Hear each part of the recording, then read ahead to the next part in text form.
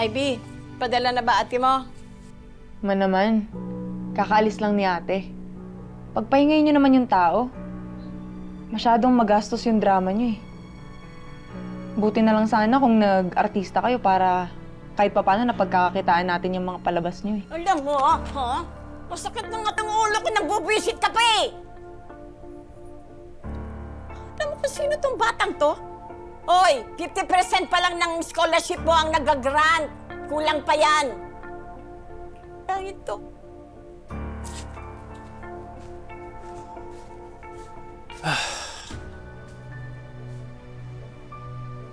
Hoy,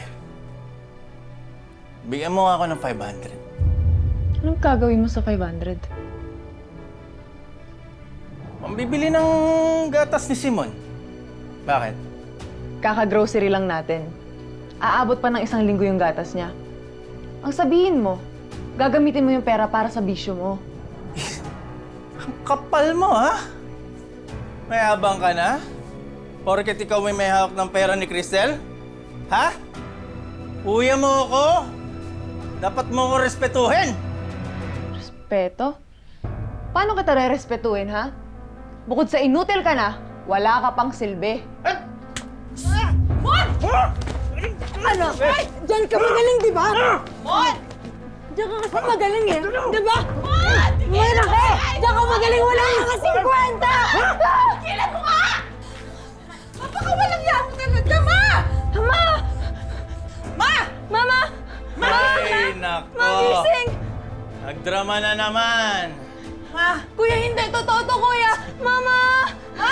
Magising! Ay, di humingi ka na ng tulong sa labas. Sige na. Ma! Ma! Tulong! Nagdrama na naman! Ano ba? Tulong! Tulungan niyo kaya!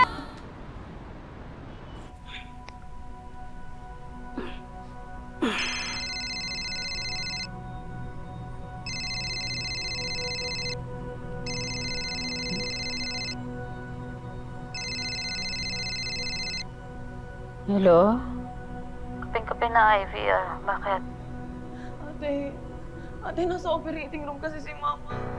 Pumutok daw yung ugat niya sa left part. Bumagsak kasi siya kanina. Tapos nasa ICU siya. Tapos ngayon nasa operating room na.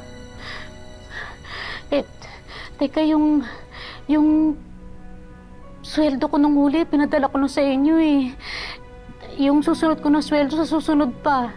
Ate, yung pera kasi hawak ko pinang-down payment ko ni. Kailangan daw operahan si Mama, ate. Kailangan daw. Pero wala na akong hawak na pera. Hindi ko na alam kung anong gagawin ko, ate, please. Sige, hanap ang paraan. Sige. Mars? Ano nangyari? Si mama ko nasa ospital. Totoo na ba yan? Hindi na ba yan gawa-gawa? Operahan na daw eh. Paano yan? Gastos na naman yan. Walang-wala ka na nga eh. Mama ko.